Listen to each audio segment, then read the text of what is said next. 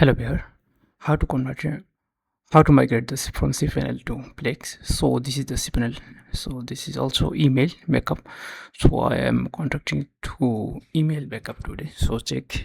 So my client wanted a disk. So this is the 2.4 GB and this is another email. So another email is info. So this is the 3.37. So go to the email in the location. So in this location go to the domain name and copy so this, just make it compress and check. I have compressed already. So this is email and this all email is here. So when I am downloading this here from my present local information, so this local information showing very slow speed,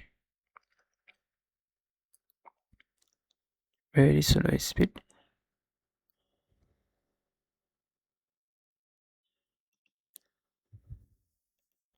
So this is the FTP account. I am using FTP account.